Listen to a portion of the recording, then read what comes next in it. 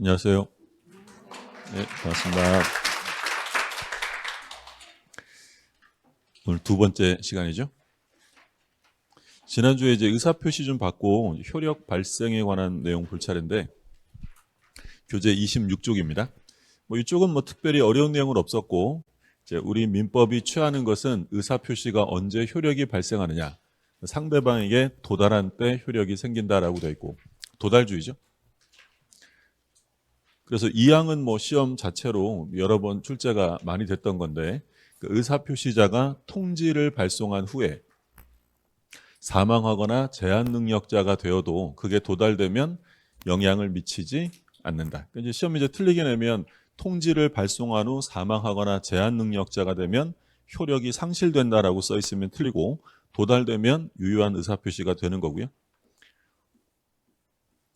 상대방 있는 의사표시에서 이제 도달주의를 원칙으로 취한다라고 했어요. 그러니까 이제 도달주의냐, 요걸 이제 판단해야 되는 이유는 뭐라고 했냐면 의사표시는 효력이 발생되면 그때는 임의로 철회할 수 없다 그랬어요. 그럼 이제 우리는 언제부터 철회할 수 없는 거냐면 도달하면. 바꿔서 얘기하면 도달되기 전까지는 철회할 수 있다라고 했고, 이 항은 좀 전에 법조문에서 보신 거 가장 많이 나오는 것 중에 하나였고요. 그럼 이제 도달의 개념, 도달이라는 것은 요지할 수 있는 상태, 그러니까 내용을 알 수 있는 상태를 도달이다라고 부르는 거지 꼭 현실적으로 수령을 하거나 또는 내용을 알아야 될 필요는 없다라고 했어요. 그래서 이제 시험에 여러 번 나왔던 것 중에 하나 수령 거절 사건이 있었죠. 그러니까 수령을 거절했다 하더라도 내용을 알 수 있는 객관적 상태에 놓인 때 도달로 인정한다라고 했고요. 그 다음에 이제 가정부가 수령한 이후에 통지한 사람이 바로 한 사건이 있었어요. 회수, 바로 회수했다. 그럼 바로 회수했다면 내용을 알 수 있는 상태라고 볼 수 없기 때문에 이건 도달로 인정하지 않는다라고 했던 거고, 또 3번 시험에 이제 여러 번 나왔던 거죠.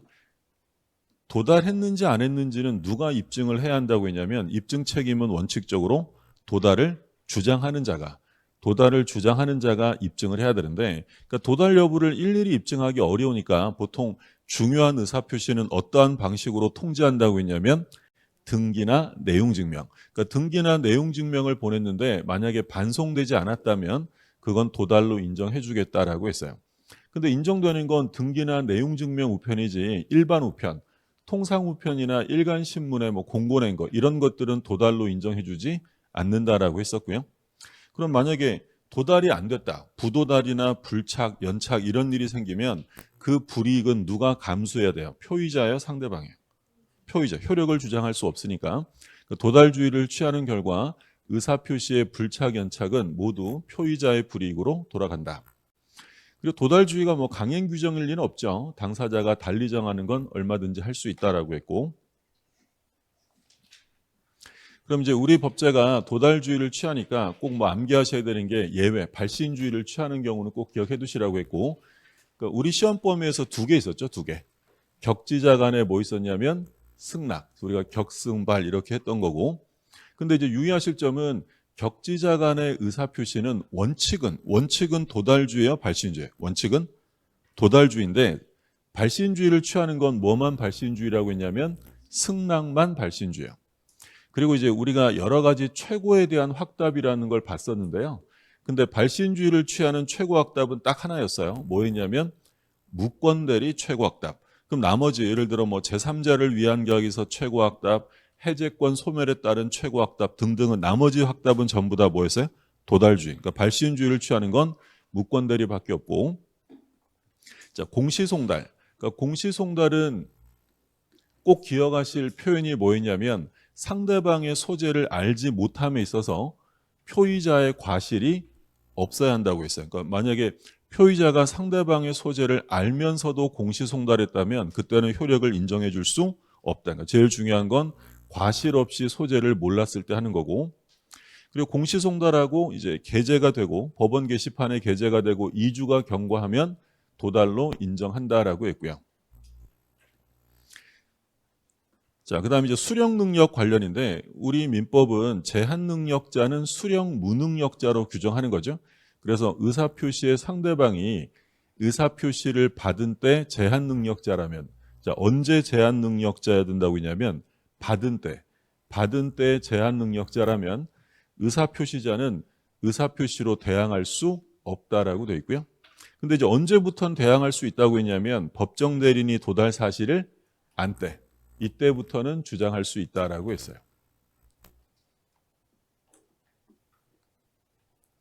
그러니까 예를 들어서 갑이 을에게 의사표시를 했는데 요 을이라는 사람이 예를 들어서 제한 능력자다.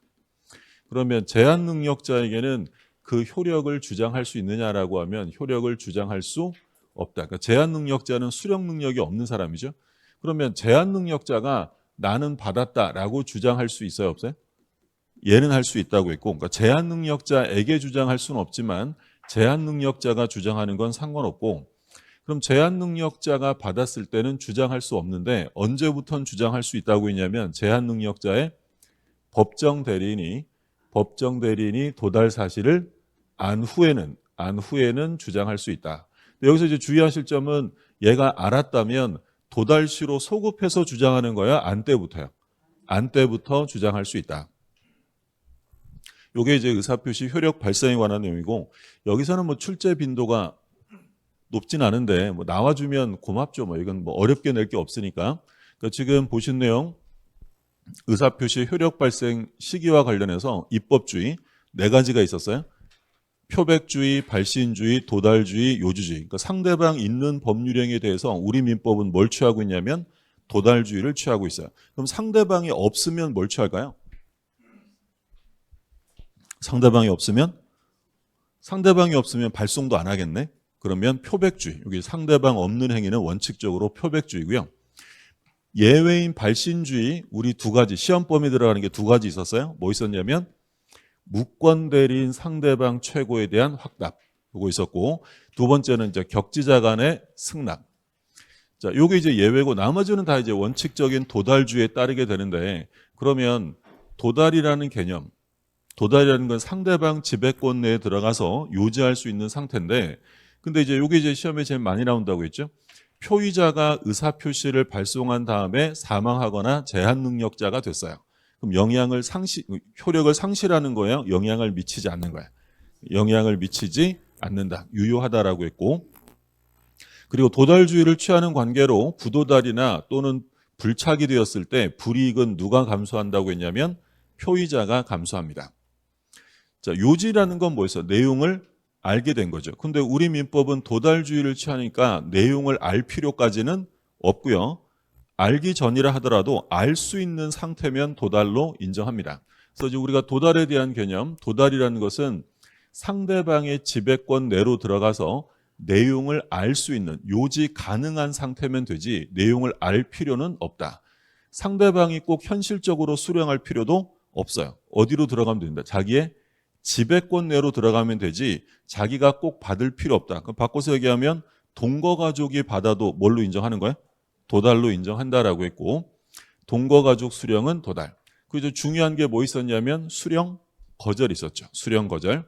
그럼 수령을 거절했다 하더라도 내용을 알 수 있는 객관적 상태에 놓인 때 도달로 인정한다라고 했고요. 그리고 판례 하나 확인하실 점, 가정부가 수령을 했는데 보낸 사람이 뭐한 사건이야? 그러니까 통지한 사람이 그걸 바로 회수해 가버리면 내용을 알 수 있는 상태가 아니다. 이건 도달로 볼 수 없다. 우리가 관련 판례로 뭐 봤냐면 집배원이 준 걸 아파트 경비원이 1층 우편물 공동 투입구에 집어넣은 사건이 있었죠. 그거 도달이 아니에요. 그건 도달로 볼 수 없다. 그건 이제 분실 가능성도 있기 때문에 요지 가능한 상태가 아니다라는 게 판례였고, 임의 규정이에요. 당사자가 달리 정하는 건 뭐 도달주의가 사회 질서랑 관련되는 것도 아니고 뭐 약자를 보호하기 위한 것도 아니기 때문에 강제할 이유는 없어요. 당사자가 달리 정할 수 있고. 자, 입증은 누가 하는 거라고 했냐면 도달 주장자가 하는 거야. 근데 이제 도달 주장자가 입증하기가 번거로우니까 중요한 건 어떤 걸 쓴다고 했냐면 등기나 내용 증명. 그러니까 등기나 내용 증명을 보냈는데 만약에 반송이 안 되면 이건 도달로 인정한다라고 했던 거고요. 보통 우편은 인정 안 합니다. 통상 일반적인 우편은 반송이 안 됐다고 도달로 인정해 줄 수는 없다. 자, 공시송달. 공시송달은 제일 중요한 말이 뭐라 그랬어요?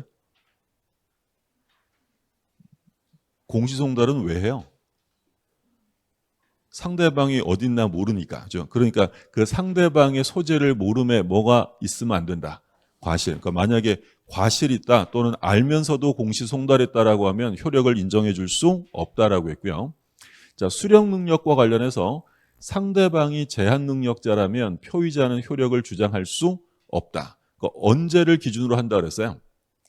받은 때.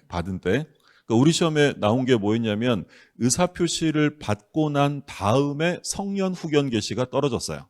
그럼 받았을 때는 능력자였으니까 효력을 주장할 수 있다라는 거예요. 그러니까 받은 때를 기준으로 하는 거고 표의자는 효력을 주장할 수 없습니다. 근데 제한 능력자가 나는 받았어요라고 주장하는 건 상관없다라고 했고 근데 제한 능력자의 법정 대리인이 도달을 알았다면 그때부터는 효력을 주장할 수 있다라고 했죠. 이게 이제 의사표시 거의 여기를 벗어나서는 출제되지 않으니까 이 정도면 충분하고요. 그러면 이제 오늘 본격적으로 이제 들어가는 건 대리예요. 대리. 대리의 종류, 임의대리 법정. 임의대리는 뭘로 만들어지는 거라고 했어요? 임의대리는 수권, 대리권이 수여되었다. 그러니까 바꿔서 얘기하면 법률 규정으로 만들어지는 거예요. 법률 행위예요. 법률 행위. 그래서 수권 또는 뭐 선임 이런 말 들어가면 얘는 100% 임의대리고 법정대리는 법률 규정으로 만들어진다라고 했고요. 그러면 능동대리는 의사표시를 하는 대리예요? 받는 대리예요? 능동이니까 하는 거죠. 적극 대리고 수동대리라는 건 받는 대리. 하면 능동, 받으면 수동 이런 거죠. 이건 이제 또 구별이 되는 건 현명의 주체가 달라집니다. 그러니까 능동대리는 현명을 대리인이에요? 상대방이에요? 대리인이야지. 그렇죠? 의사표시 하는 사람이 현명하는 거니까. 그럼 수동대리는 누가 현명합니까? 상대방이 하는 거지. 그러니까 예를 들어서 갑을병 이렇게 있는데 요 을이 의사표시, 얘가 이제 대리인이에요. 그러니까 대리인이 의사표시할 때는 이 을이 이건 내 의사표시가 아니라 우리 본인을 위한 거야라고 얘가 현명하는 거고 그러면 상대방이 의사표시를 하고 얘는 받으면 능동이 아니라 뭐야? 수동이죠. 그럼 수동대리의 경우에는 누가 현명을 해야 돼요? 얘가 해야지, 얘가. 이거 너한테 하는 게 아니라 너의 본인에 대한 의사표시야라고 얘가 현명을 하는 거예요. 그러니까 현명의 주체가 달라지는 거고 대리권이 있으면 유권대리고요. 없으면 무권대리 이렇게 됐고 대리권의 의. 대리권이라는 것은 뭘 준 거라고 했냐면 대리할 수 있는 자격. 우리가 이제 법률상의 자격을 뭐라고 불렀냐면 권한이다라고 했죠. 그러니까 대리권은 권리가 아니고 권리 의무 관계가 아니라 대리할 수 있는 자격을 준 것이다. 권한이에요. 그러니까 이건 뭐 권리, 재산권 이런 게 아니니까 대리인이 사망하면 대리권이 상속이 된다 안 된다? 안 돼, 당연히 안 되는 거죠. 그래서 우리 시험에 대리권이 상속된다고 한번 틀리게 낸 적이 있고 발생 원인은 법정 대리는 법률로 정하는 거고 임의 대리는 수권행위로 정한다라고 했어요.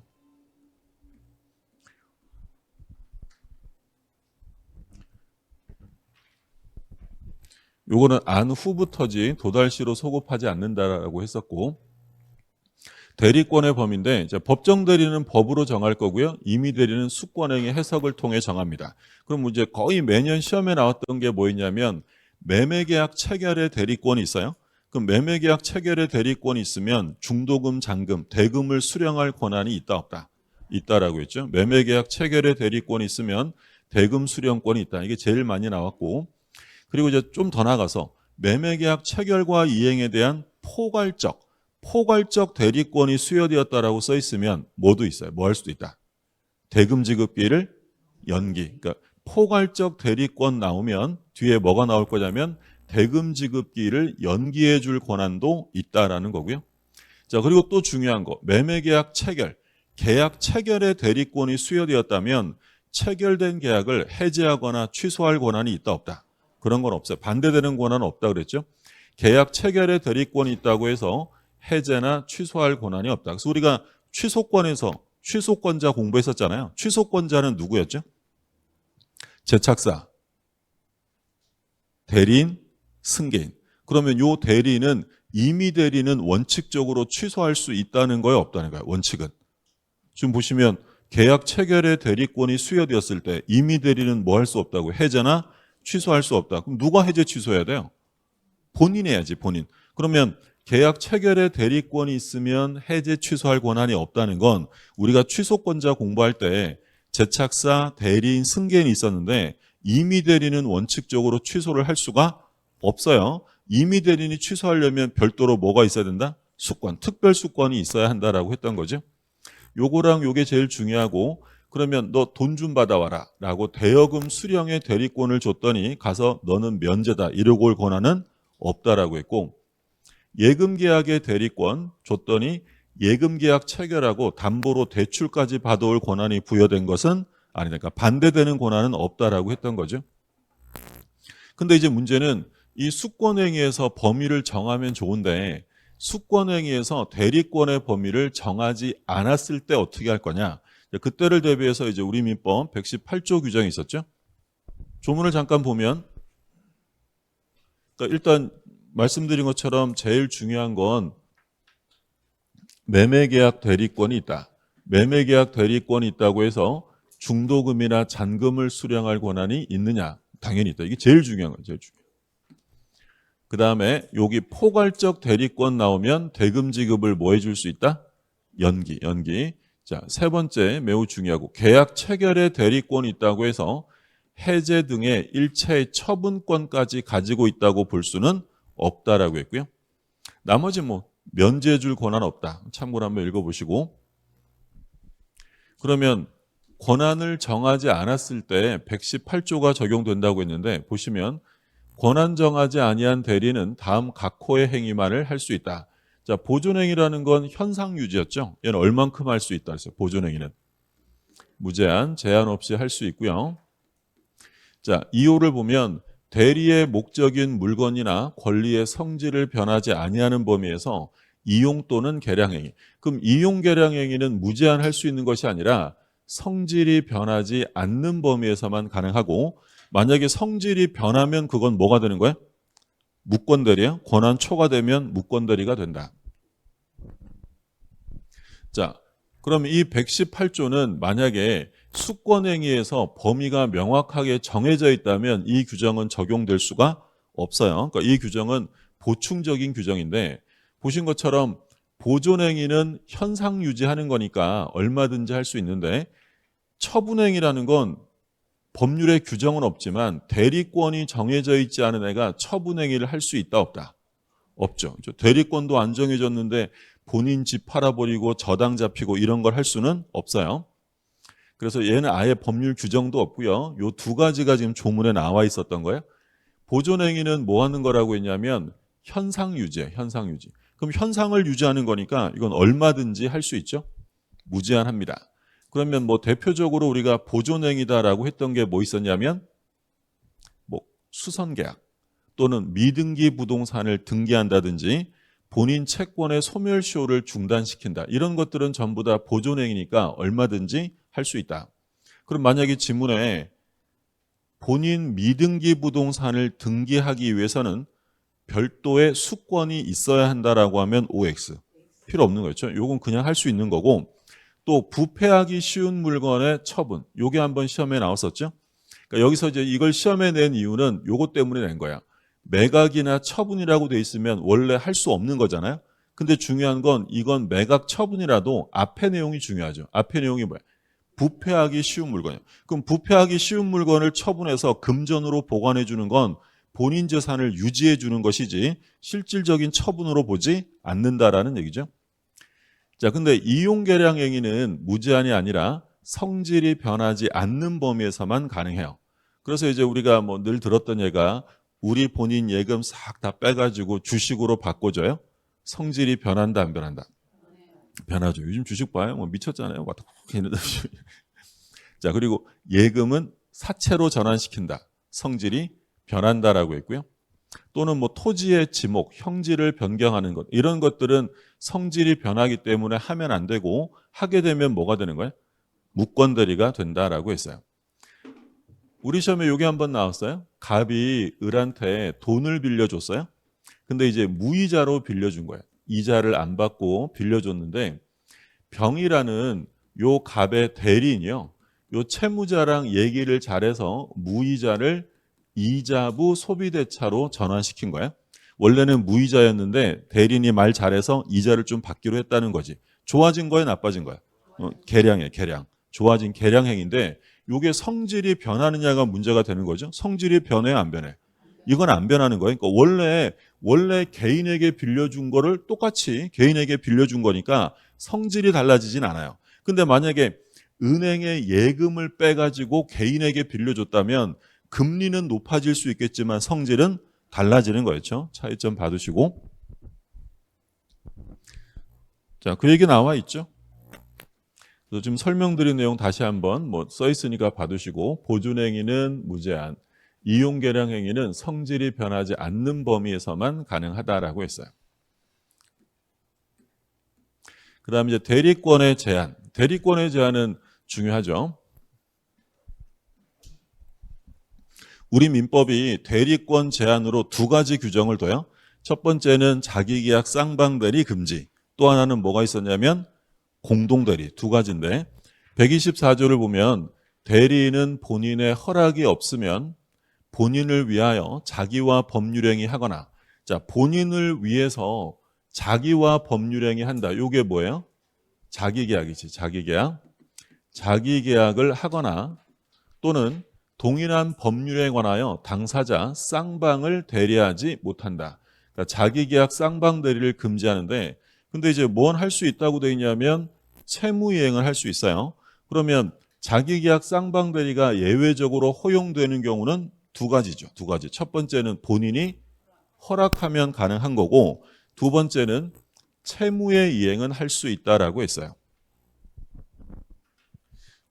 자, 대리권 제한. 우리 민법이 두 가지를 둔다고 했어요. 자기계약 쌍방대리 금지랑 공동대리인데, 근데 지금 방금 읽어보신 것처럼 자기계약 쌍방대리는 금지되는데 예외적으로 허용되는 경우 두 가지였어요. 첫 번째는 본인의 허락이 있는 경우, 두 번째는 채무이행. 그러면 본인의 허락이 있었느냐 없었느냐에 따라서 유무효가 달라지는 거예요. 그러면 허락이 있는지 여부에 관한 다툼이 생겼다면 누가 증명해야 된다 그랬어요? 허락이 없었다고 주장하는 사람이 증명해요. 유효를 주장하는 사람이 허락이 있었다고 입증해야 돼. 허락이 있었다. 요거는 최신 판례니까 잘 기억하시라 그랬어요. 유효를 주장하는 사람이 허락이 있었다는 걸 증명해야 된다. 우리가 항상 원칙과 예외가 있으면 뭘 주장하는 사람이 증명하는 거예요? 예외. 그럼 자기계약 쌍방대리는 원칙적으로 허용되어 금지돼요. 금지되기 때문에 예외적으로 허용됨을 주장하는 사람, 허락이 있었다고 주장하는 사람이 증명해야 됩니다.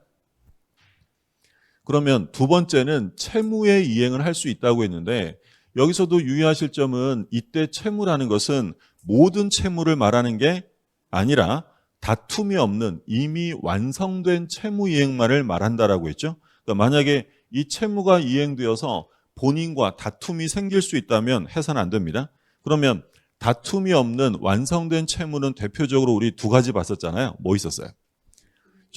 변제기가 이미 도래한 채무이행이 있었고, 두 번째는 등기신청. 그러니까 등기신청은 계약 다 끝나고 예를 들어 법무사가 매도인 매수인 쌍방을 대리해서 혼자 신청하는 건 새로운 이해관계가 발생하는 게 아니다라고 있었어요. 두 가지. 그러면 우리 판례, 어떤 부동산이 하나 있는데 갑과 을 두 사람을 대리해서 한 사람이 입찰에 들어갑니다.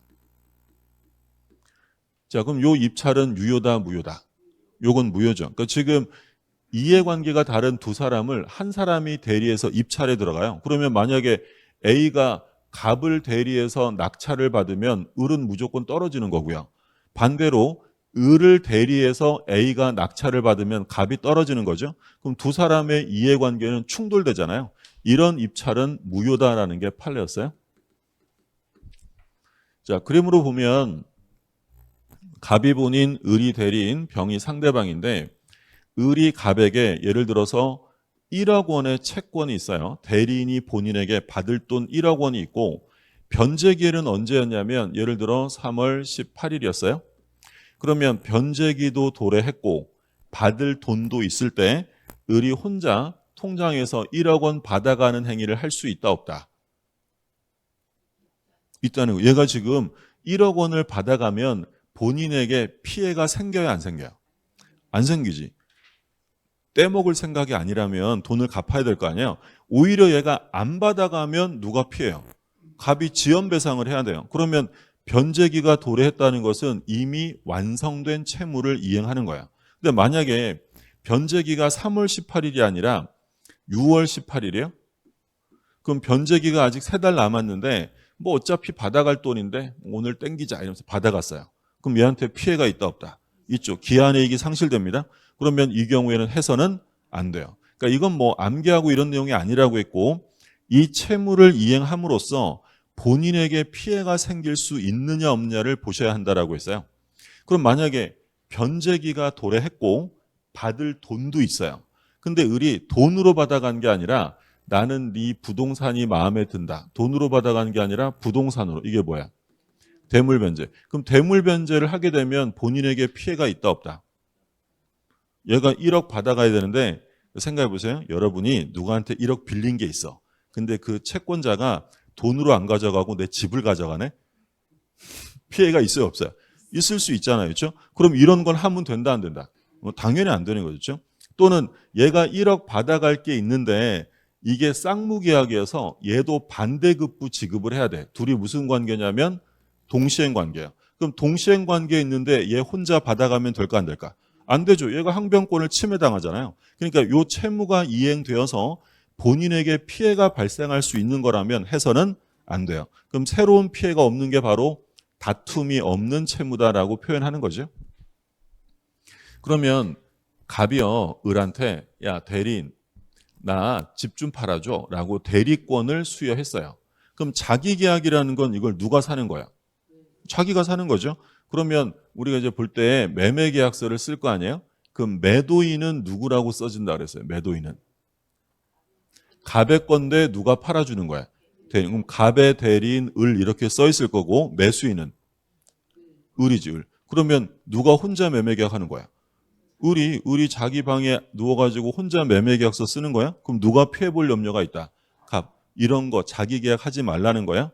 근데 만약에 본인이 대리인 나 집 좀 팔아줘. 근데 필요하면 당신이 적정한 가격에 사도 돼라고 허락했다면 할 수? 그건 말할 것도 없죠. 당연히 할 수 있고. 그러면 쌍방대리라는 건 갑이 을에게 아파트 좀 팔아줘라고 했는데 병은 나 아파트 하나만 사줘라고 대리권을 준 거야? 그러면 매도인은 누구야? 갑의 대리인 을이고 매수인은 병의 대리인. 그것도 우리 혼자 쓰는 거죠. 그럼 누가 피해 볼 수 있다? 둘 중에 하나가 얘랑 대빵 친해요.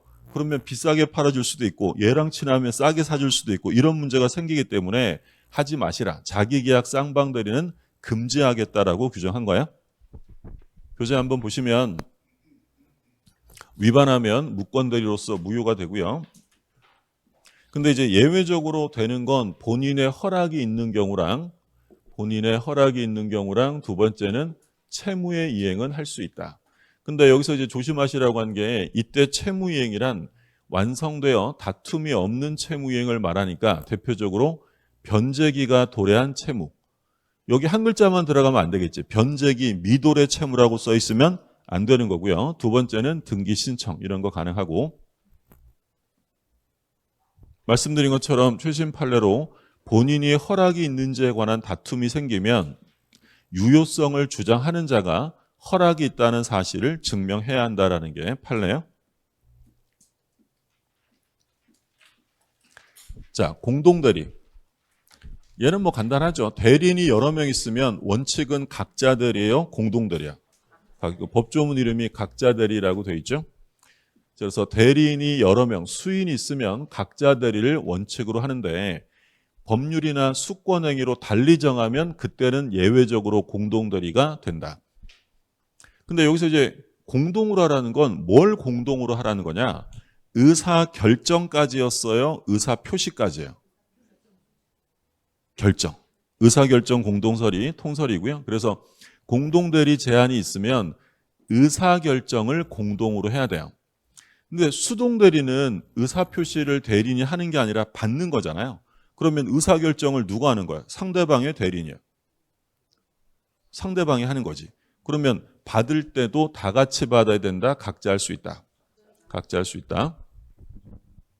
그러니까 이제 이런 거예요. 공동대리는 대리인이 여러 명이면 원칙이 뭐라고 있냐면 각자 대리예요. 그러니까 이제 시험에는 맨날 틀리게 내면 공동대리를 원칙으로 한다 이렇게 틀리게 내고 옳은 지문은 뭐 이렇게 법조문 가지고만 출제하는데 자 그러면 수권행위나 법률의 규정이 있으면 공동대리가 될 수 있어요. 그러니까 예를 들어서 갑이라는 사람이 요 대리인 3명이 있어요. 얘들아 나 집 좀 팔아줘 라고 대리권을 줬어요. 그러면 얘들은 원래는 각자 대리지만 이 경우에 수권으로 묶으면 이제 공동대리가 되는 거야. 그럼 뭘 공동으로 한다고요? 의사결정. 의사결정을 공동으로 한다. 그러니까 예를 들어서 얘네들이 이제 밤샘 토론을 합니다. 이걸 얼마에 팔까? 그래서 밤샘 토론 끝에 예를 들어 10억에 이 건물을 팔기로 했어요. 그럼 지금 뭘 공동으로 한 거야? 결정을 공동으로 한 거죠. 그러면 이제 이거를 상대방에게 팔겠다는 표시를 할 거 아니에요? 그럼 표시도 다 같이 해야 돼요? 표시는 아무나 해도 똑같은 거야. 그렇죠. 내용이 달라질 게 아니잖아. 그러니까 결정만 공동으로 하면 되지 표시까지 꼭 공동으로 할 필요는 없어요. 근데 이게 능동대리가 아니라 만약에 수동대리. 그럼 수동대리면 얘가 하는 의사표시를 얘가 받는 거잖아요. 그럼 본인 보호라는 측면에서 볼 때 받을 때도 다 같이 받아야만 본인이 보호될까요? 받는 건 아무나 받아도 내용은 똑같을 거야. 상관없겠지. 어차피 결정을 얘가 한 거니까 수동대리는 공동대리 제한이 있어도 각자 할 수 있다라는 거고요. 근데 이제 아직까지는 뭐 이런 부분까지 깊이 출제되진 않았고 우리 시험에 나오면 맨날 대리인이 수인이면 원칙이보다 각자 대리. 요 조문만 출제했고 좀 깊이 물어보면 이렇게 이제 뭘 공동으로 하느냐. 그리고 수동대리의 경우에는 공동대리 제한이 있어도 각자 할 수 있다라는 점 주의하시고요. 자, 대리권의 소멸사유. 우리가 이제 공통적인 소멸사유랑 임의대리의 독특한 소멸사유가 있었는데 일단 공통적인 소멸사유는 본인은 뭐밖에 없었어요? 사망이고 대리는 3가지였죠. 사, 성, 파. 대리인, 사, 성, 파. 그럼 시험에서 항상 조심하시라고 하는 건 뭐가 들어가면 틀린다. 자, 한정, 후견, 개시가 들어가면 틀려요. 한정, 후견, 개시로는 대리권이 소멸하지 않고 성년, 후견, 개시까지 가야 대리권이 소멸한다라고 했고요. 근데 이제 법정 대리가 아니라 임의 대리에만 나오는 독특한 소멸 사유 2가지. 일단 제일 기본은 뭐예요? 수권행위 철회죠. 본인이 대리권을 수여한 거니까 수권행위는 언제든지 철회할 수 있어요. 2번째는 수권행위를 하게 된 뭐가 종료되었다. 원인된 법률 관계가 종료되었다. 그러니까 예를 들어 자기 회사 직원이랑 고용계약을 체결하고 고용계약에 따라 대리권을 줬어요.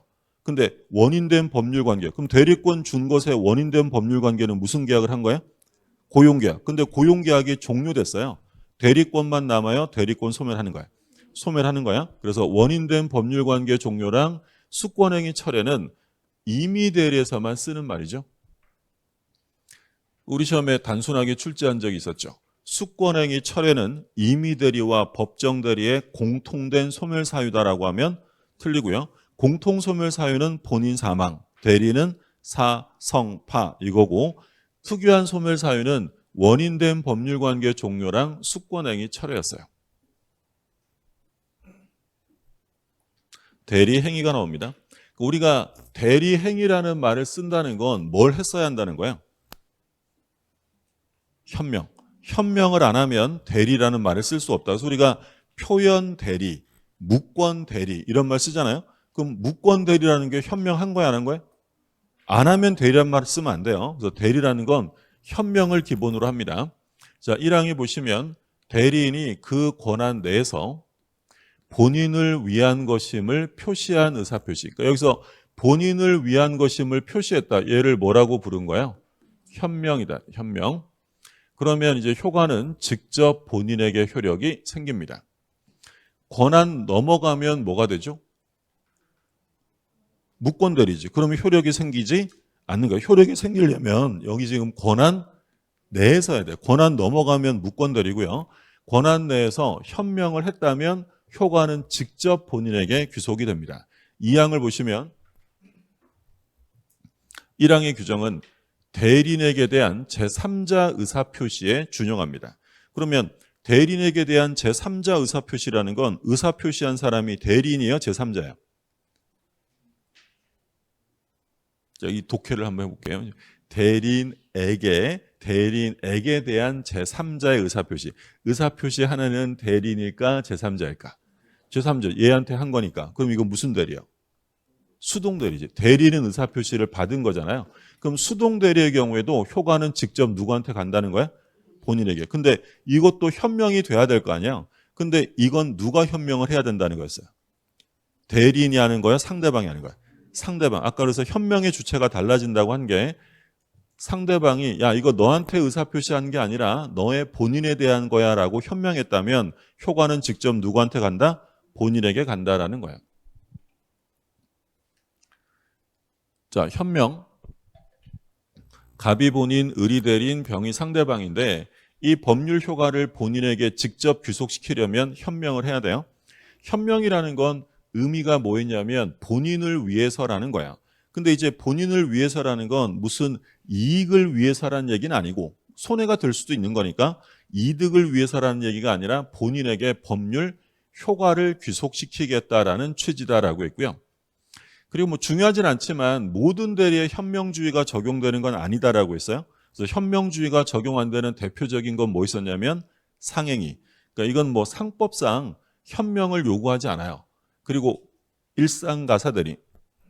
요거 임의 대리였어요, 법정 대리. 법률로 정하는 부부끼리 가지는 대리. 요게 일상가사 대리고요. 얘네들은 현명하지 않아도 효과가 귀속됩니다. 현명할 때 방식의 제한이 있나요? 라고 물으면 방식의 제한은 없죠. 자, 우린 다 뭐 분류식이니까. 자, 그래서 이제 조심하실 판례가 있었잖아요. 그러니까 만약에 을이 병이랑 계약을 하면서 현명을 하지 않고 자기 이름만 썼어요. 그럼 이건 당연히 누구 법률행위예요? 자기가 책임져야지. 자기 법률행위인데 근데 을이 계약서에 자기 이름만 썼지만 본인이 작성해 준 위임장을 제시한 사건이 있었어요. 계약서에는 자기 이름만 썼는데 본인이 써줬던 위임장을 상대방에게 제시한 거죠. 그럼 이건 을이 남의 것을 팔아먹는 타인물 매매라고 했어요? 대리로 인정합니까? 대리로 인정해요. 그 위임장을 제시했다는 것은 현명에는 방식의 제한이 없기 때문에 이것도 대리로 인정합니다. 두 번째는 얘가 아예 누구 이름을 쓴 경우에도 인정해요. 본인 이름. 얘가 계약서에다가 갑의 이름 쓰고 갑도장을 찍는 거야. 본인의 이름을 쓴 경우에도 인정합니다. 소위 서명 대리로서 대리 효과가 인정된다. 근데 이게 인정되려면 당연히 을이 지금 누구 행사를 한 거예요? 본인 행사한 거잖아요. 그럼 이게 본인에게 귀속되려면 을에게 당연히 대리권이 있어야 되고요. 범위 내야 되겠죠. 대리권이 없는 애가 남의 이름을 모용했다. 사술로서 모용했다라고 하면 그건 대리가 될 수 없고요. 기본 전제 조건은 얘한테 대리권이 있음을 전제로 합니다. 그럼 만약에 이런 것도 안 하고 그냥 현명을 안 했대요. 그럼 이건 누구의 법률행위로 본다라고 했냐면 대리인 자기 이름으로 했으니까 자기 법률행위로 본다라고 했죠. 조심하실 점은 본다, 간주한다라고 했고 뭐라고 써 있으면 틀린다고 했냐면 추정한다라고 써 있으면 틀려요. 그러니까 우리가 본 것처럼 추정이랑 간주 중에서 어느 게 훨씬 더 강력한 거였어요. 간주, 이건 의제 규정이고요. 우리 시험에 치사하게 한번 이렇게 낸 적이 있어요. 현명하지 않은 법률행위는 대리인 자신의 법률행위로 추정한다라고 냈어요. 그러면 틀려요. 추정이 아니라 간주예요. 그러니까 추정이라는 것은 반대 사실만 증명하면 바로 깨뜨릴 수 있어요. 근데 간주되는 것, 의제되는 것은 반대 사실을 증명해도 깨지지 않아요. 그만큼 강력한 거예요. 그러면 현명 안 하면 네가 무조건 책임져라 이런 개념인 거야. 그럼 얘가 나중에 현명 안 한 다음에 나중에 가서 야 현명 안 하고 한 이 계약은 나의 착오야. 취소할게. 착오 취소 인정해 줄까 안 해줄까? 안 해준다라는 거였죠. 본다. 간주 조항이기 때문에 착오 취소는 인정해 줄 수 없다. 자, 잠깐 보면 현명 나왔고 방식은 아무런 제한이 없다라고 되어 있고요. 그래서 판례 최근에는 이 판례가 출제가 됐죠. 위임장 제시 사건이에요.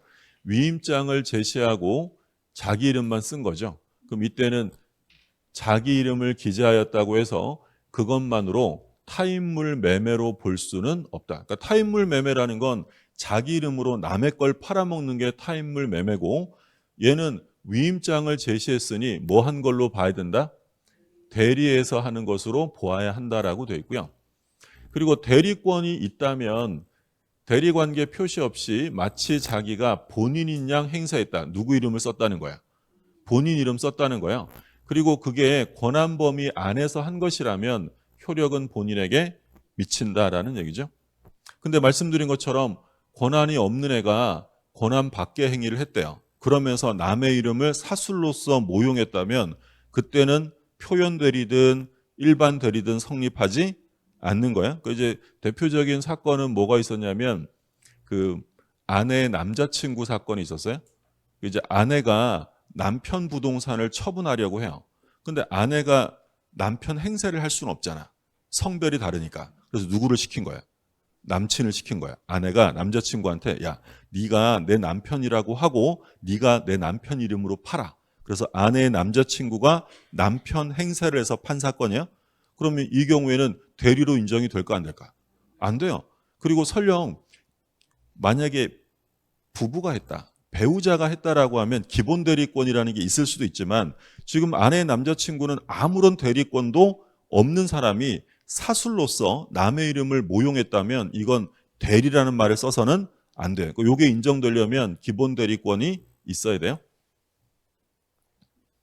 그러면 현명하지 않으면 어떻게 할 것이냐? 요건 자기를 위한 것으로 봅니다. 간주한다. 그래서 나중에 의사와 표시가 일치하지 않았다, 착오다 이러면서 취소하는 걸 인정해 줄 순 없어요.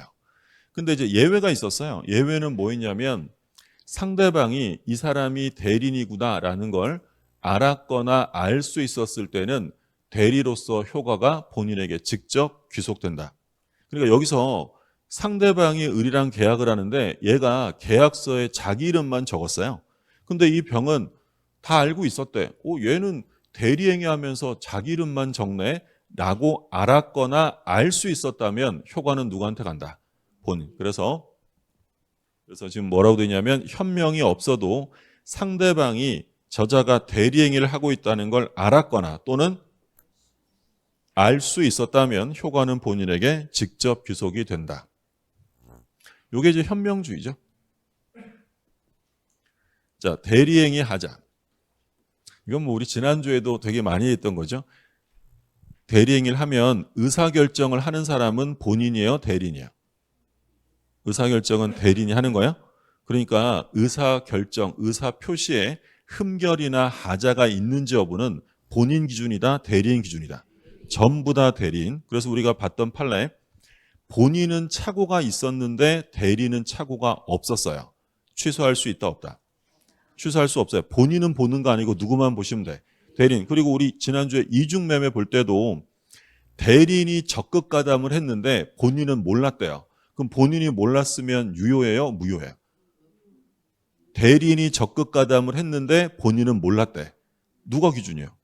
대리인. 그럼 본인이 알았는지 몰랐는지는 볼 필요가 없죠. 대리인이 적극 가담했다고 써 있으면 그냥 반사회적 무효인 거야. 무슨 말인지 되시죠? 비진이냐 진이냐를 따질 때 본인 기준이에요, 대리인 기준이에요? 다 전부 다 대리인. 딱 하나 못 빼고요. 궁박. 불공정행위에 궁박 빼고 나머지는 전부 다 대리인 기준. 그래서 의사표시의 효력이 의사의 흠결, 사기, 강박 또는 어느 사정을 알았거나 알지 못한 것으로 인해 영향을 받을 경우에 그 사실의 유무는 누구를 표준으로 한다고 했냐면 대리인 표준입니다. 근데 이제 하나 유의하실 점은 본인이 뻔히 알고 뭘 하는 경우에 지시. 이 항이 이제 예외잖아요. 특정한 법률 행위를 위임한 경우에 대리인이 본인의 지시에 따라 행위를 했어요. 그러면 본인이 시켜놓고 우리 대리는 몰랐어 라고 주장할 수 있다, 없다? 없다라고 했어요. 그래서 본인은 자기가 한 사정이나 과실로 알지 못한 사정에 관해서 대리인의 부지를 주장할 수 없다.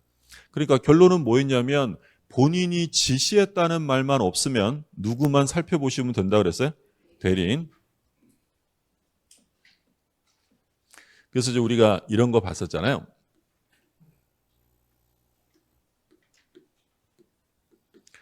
예를 들어서 병이 갑에게 본인에게 사기를 치고 을과 매매 계약을 합니다. 본인에게 사기치고 대리인과 매매 계약을 했다. 자, 취소할 수 있다 없다. 병이 갑에게 기망을 하고요. 대리인 을과 매매 계약을 했어요. 취소할 수 있다 없다. 없는 거예요? 누구를 보셔야 돼? 대리인 사기당했다는 말이 있어요 없어요? 없지. 그러면 얘가 사기당한 건 아무런 의미가 없는 거야. 누가 사기당했어야 돼?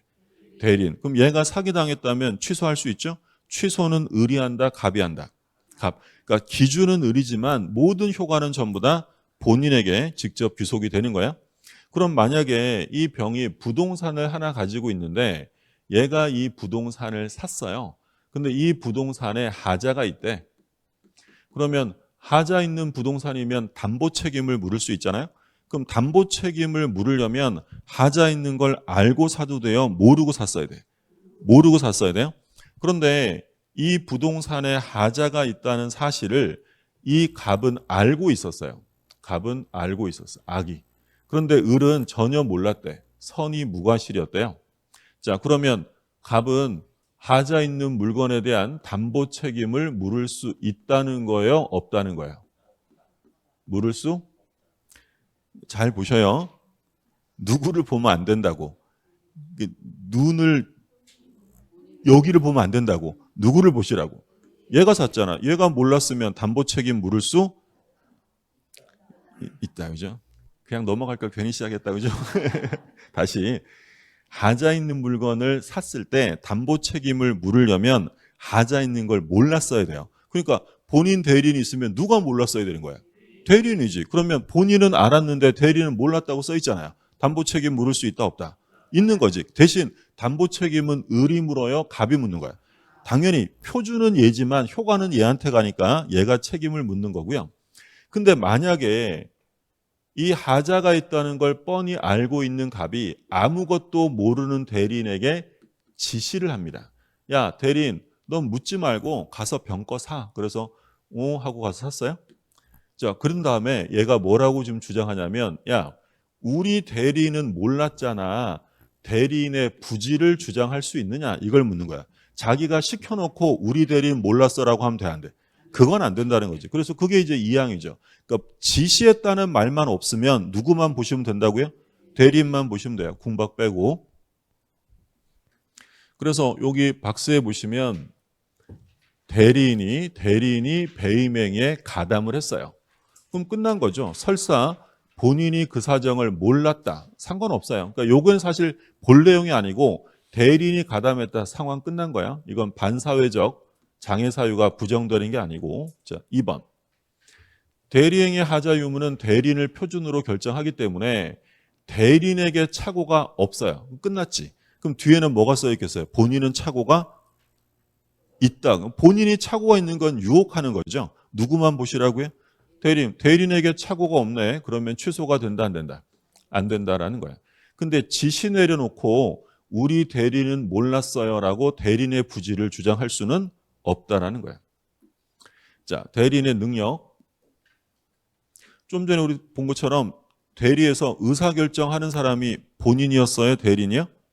대리인. 그럼 의사결정하려면 당연히 의사능력은 있어야 돼요. 만약에 대리인에게 의사능력마저 없으면 그건 아예 그냥 무효입니다.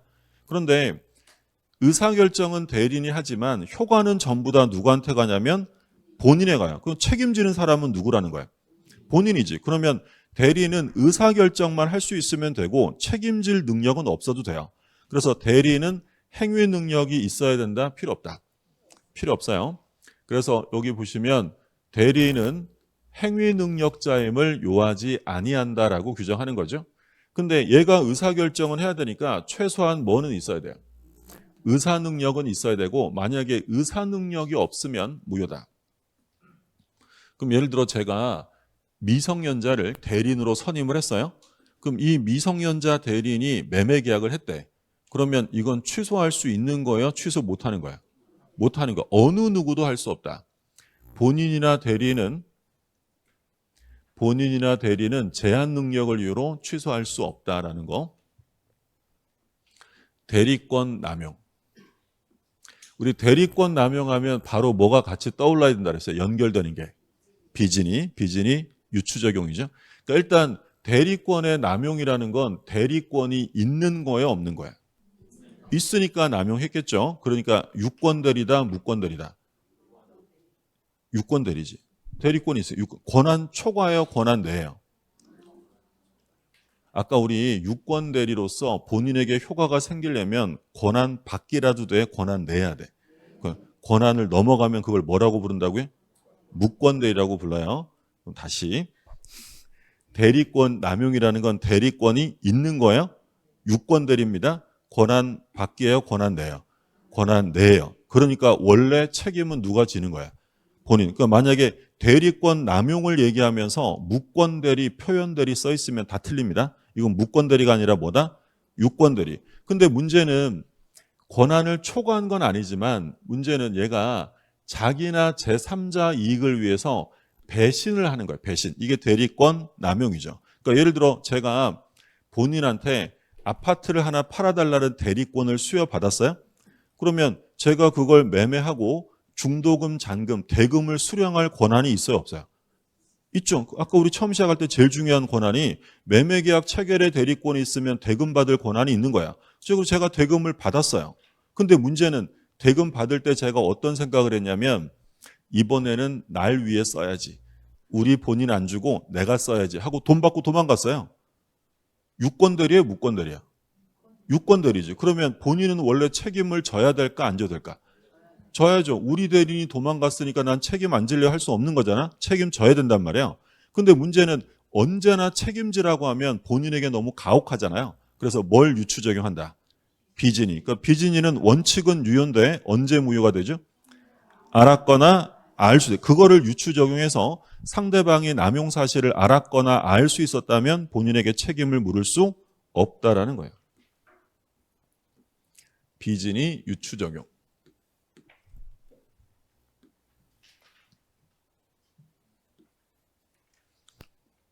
그래서 우리가 뭐 기본 이론 강의할 때 뭐 명성그룹 사건 이런 거 봤었잖아요. 그러니까 예를 들어 그 명성그룹에 김 회장이 있었는데 이 김 회장이 돈이 필요해서 이제 돈을 끌어모으려고요. 이제 본인은 누구였냐면 갑이 본인, 요게 이제 은행이었어요. 상업은행, 해화동지점 은행.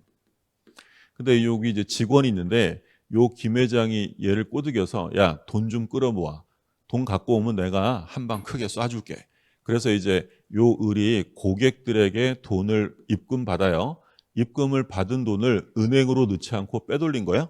그럼 일단 얘는 고객들에게 입금 받을 권한이 없는 거야? 받을 권한이 있는 거야? 있죠. 은행 직원이에요. 은행 지점장 대리로 당연히 입금 받을 권한이 있어. 그러면 은행은 책임져야 돼, 안 져야 돼? 져야죠. 그게 원칙이에요. 무권 대리가 아니라 무슨 대리라고요? 유권 대리예요. 근데 얘가 본인을 위해서가 아니라 자기나 제3자 이익을 위한 배임적 행위를 저지른 거야. 그러니까 이제 이쪽에서 책임져라라고 소송을 제기한 거죠. 근데 재판 도중에 어떤 사실이 밝혀졌다고 했냐면 얘가 돈을 빨리 끌어모아야 되니까 자기한테 와서 입금하면 시중금리의 3배를 보장합니다. 금리 3배면 뭐 엄청 세잖아요. 지금이야 뭐 별로 안 되지만 이게 이제 80년대 사건이니까 금리 막 10% 넘어갈 때 그때 사건이에요. 어마어마한 금리고 그리고 또 걸리면 안 되니까 암호를 대고 입금을 받았어요. 암호를 댔다. 뻐꾹 하는 거죠. 이런 과정이 있었고 그리고 걸리면 안 되니까 통장도 수기식으로 작성을 했어요. 얘가 입금하면 얘가 손으로 써주는 거야. 얼마 입금하셨습니다. 그리고 이분들은 빠짐없이 모두 사채업자들이었어요. 자, 그러면 이 사채업자들이 시중금리의 3배를 보장받고 암호를 대고 수기식 통장을 사용해서 입금을 해왔다면 책임을 물을 수 있다, 없다? 없다는 거예요. 왜 물을 수 없어요? 그래서 얘가 정상적 행위를 하지 않고 있다는 사실을 알았거나 최소한 알 수 있었던 거지. 그럼 이런 경우에는 책임을 물을 수 없다라는 거예요. 그게 대리권 남용이에요. 근데 이제 요 대리권 남용하면 비진이 떠올라야 되고 그리고 대리권 남용은 무권 대리다, 유권 대리다. 유권 대리예요. 조심하시고. 자, 그러면 이제 모든 효과는 다 누구한테 가는 거야? 효과는 전부 다 본인에 간다. 본인. 그래서 우리가 봤던 뭐 취소권, 해제권 이런 건 전부 다 본인이 하고, 그러면 이제 수험상으로 우리가 좀 주의할 판례가 뭐가 있었냐면 갑을병이 있었는데 이 병이라는 상대방이 적법하게 계약을 해제합니다. 그럼 계약을 해제하면 이미 주고받은 것 원상회복해야죠. 그 원상회복은 갑과 병 사이에 이루어져야 돼요. 돈 받은 을과 병 사이에 이루어질까? 갑병. 이 사이에 원상회복이 이루어지고 설령 을이 갑에게 돈을 안 줬어도 원상회복은 누가 하는 거야? 갑이 하는 거고, 그러면 해제했으면 채무불이행 해제니까 손해배상 청구할 수 있잖아요. 손해배상 갑에게 한다, 을에게 한다. 갑. 모든 효과는 다 갑에게 가요. 그래서 상대방이 계약을 적법하게 해제한 경우 손해배상 청구는 대리인이 아니라 누구한테? 본인에게 해야 된다라고 했고, 말씀드린 것처럼 상대방에 의해서 유효하게 해제되었다면 원상회복 의무는 대리인이 아니라 누가 한다? 본인. 그래서 을과 병이 원상회복을 해야 한다라고 써 있으면 틀리니까 조심하시고요.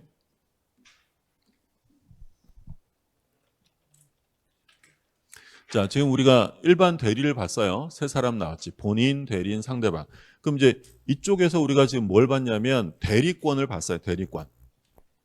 그럼 대리권이 뭐냐? 또는 대리권의 발생 원인, 범위, 제한 또는 뭐 소멸 이런 거 봤는데 대리권은 권리예요, 권한이에요? 권한. 이건 자격이지 권리 의무 관계가 아니다라고 했고, 발생 원인은 뭐 간단하죠. 임의 대리는 수권, 법정 대리는 법률 규정이에요. 자, 범위도 그렇죠. 임의 대리인의 대리권의 범위는 뭘로 정해요? 수권, 법정 대리는 법률 규정으로 정하는 거죠. 똑같아요. 근데 이제 문제는 수권행위로 정하지 않았을 때 어떻게 할 거냐. 그럼 수권행위로 정하지 않았다면 118조가 적용되어서 보존행위는 얼만큼 한다? 무제한. 이용계량행위는 성질이 변하지 않는 범위에서만 할 수 있다고 했고, 제일 중요한 판례, 대리권 범위와 관련해서 계약 체결, 매매계약에 대리권이 있으면 대금을 수령할 권한이 있다. 그리고 매매계약 체결과 이행에 대한 포괄적 대리권이 수여되었다라고 써 있으면 뭐 해줄 수 있다? 연기해 줄 수 있고, 그리고 뭐 매매계약이든 소비대차 계약이든 계약 체결의 대리권이 있다고 해서 체결된 계약을 해지하거나 취소할 권한은 없다. 매우 중요하다고 했고, 자, 대리권의 제한, 자기계약 쌍방대리 금지 있었고요. 공동대리 있었죠. 근데 자기계약 쌍방대리 금지는 예외적으로 허용되는 경우가 있었어요. 2개. 본인의 허락이 있거나 채무이행. 그렇죠? 근데 허락은 누가 증명하느냐? 유효주장자예요, 무효주장자예요? 유효주장자. 허락이 있음을 주장하는 사람이 증명하는 거고요. 그리고 채무라고 해서 다 할 수 있는 게 아니라 다툼이 없는 이미 완성된 채무이행만 할 수 있다라고 했어요. 그래서 변제기 도래한 채무, 또 뭐 있었어요? 등기 신청. 그렇죠? 이해관계가 다른 두 사람을 한 사람이 입찰 들어가면 유효다, 무효다? 무효다라고 했던 거고, 자, 대리인이 여러 명이면 원칙은 각자 대리인데 법률이 정하거나 또는 수권행위로 달리 정하면 공동대리가 된다. 대표적인 법률 규정에 의한 공동대리는 누가 있냐면 친권이 있어요. 친권은 누가 행사합니까? 우리 시험법이 아닌데 가족법에 가면 친권은 부모가 공동으로 행사한다라고 돼 있어요. 그럼 미성년자의 법률 행위를 법정 대리인 엄마 아빠가 하려면 혼자 하시면 안 되고 어떻게 하라고요? 같이 하라. 이게 공동대리 제한이고, 자, 대리권의 소멸, 공통적인 소멸 사유는 뭐 있었어요? 본인의 사망. 대리는 사성파, 사망, 성년 후견 개시, 파산. 그러면 임의 대리에만 나오는 독특한 소멸 사유가 2개 있었어요? 뭐 있었어요? 원인된 법률관계 종료랑 수권 철회. 요건 임의 대리에만 나오는 거고요. 그러면 요 대리권을 가진 애가 상대방과 법률행위를 합니다. 이게 대리행위죠. 그럼 대리행위가 있으려면 반드시 뭘 해야 된다? 현명 없으면 대리가 아닙니다. 그리고 대리행위에 하자 받고요. 대리권 남용 받고 마지막으로 능력 받어요. 그러면 현명이라는 것은 본인을 위해서다라는 거고 방식의 제한이 없다. 그래서 대표적으로 우리 뭐 봤냐면 위임장 제시 사건. 위임장을 제시했다면 그것도 현명으로 인정해 줄 수 있다. 대리행위 하자는 누가 기준이에요? 대리인. 물론 대리인이 기준이지만 효과는 전부 다 본인이 갑니다. 그래서 전부 다 대리인 기준인데 본인 기준 하나 기억하시라고 했죠? 궁박 있었고, 자, 대리권 남용, 유권 대리예요? 원래 본인이 책임지는 게 맞아요. 근데 언제나 지라 그러면 불쌍하니까 뭘 적용한다? 비진이. 그래서 시험에서는 대리권 남용이라고 이렇게 명확하게 써주는 경우도 있지만 이렇게 써주면 더 편한데 시험에서는 가끔 뭐라고 쓰냐면 대리인이 자기나 제3자의 이익을 위한 배임적 행위를 한 경우 이렇게 써요. 그럼 그게 뭐라고 생각하셔야 돼요? 남용이다. 남용. 자기나 제3자 이익을 위한 행위를 했다면 그게 남용이고, 대리인의 능력, 얘는 의사 능력 있어야 돼요? 없어야 돼요? 의사결정해야 되니까 의사 능력은 있어야 되는데 뭐는 필요 없다? 행위 능력자임을 요하진 않습니다. 자, 그럼 이제 이 효과는 전부 다 본인에게 귀속이 된다. 대리 효과는 주된 효과든 부수 효과든 전부 다 본인에게 귀속이 돼요. 그래서 아까 원상회복도 을과 병 사이에 이루어진다. 갑과 병 사이다. 갑과 병 사이고 얘가 손해배상을 청구해도 누구한테 하는 거예요? 갑에게 하는 거예요. 쉬었다가 복달이 들어갈게요.